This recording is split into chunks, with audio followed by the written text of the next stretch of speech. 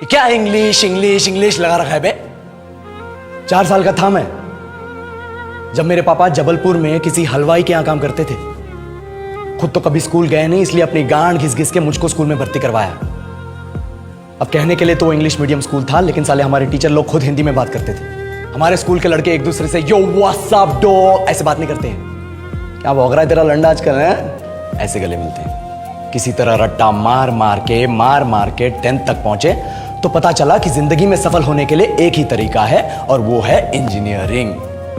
सब यही कहते थे, माँ बाप, टीचर लोग, गली का वॉचमैन भी हमसे पूछता था, और भैया कैसी चल रही है आपकी तैयारी? भाग बेंचो, तुमको क्या करना है? इसलिए हमारे स्कूल के बच्चे हम सब पहुंच गए बकरों की तरह, मैं IIT, मैं NIT। अरे जिस बच्चे ने अपने बाप को जलेबी तलते देखा है वो तो यही सोचेगा ना कि जिंदगी में पैसा ही सब कुछ है।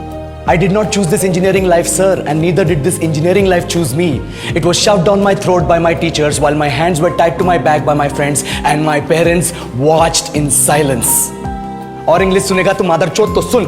10th के बाद 2 साल लग गए इस कॉलेज में घुसने के लिए, कोचिंग में निकाल दिए। ना कुछ खेले ना कुछ सीखे, और 2 साल बाद जब यहाँ पहुंचे तो पता चला कि बड़े शहरों के कॉन्वेंट स्कूल के पढ़े बच्चे जब अंग्रेजी में बात करते हैं तो मरे हुए फूल भी खिल उठते हैं। आहा, हवा में ऑक्सीजन की मात्रा बढ़ जाती है इनकी अंग्रेजी सुन के। और पूरे कॉलेज की लड़कियां इन इंग्लिश स्पीकिंग लड़कों को अपना जीवन साथी.com मान चुकी है। तुझे क्या लगता है?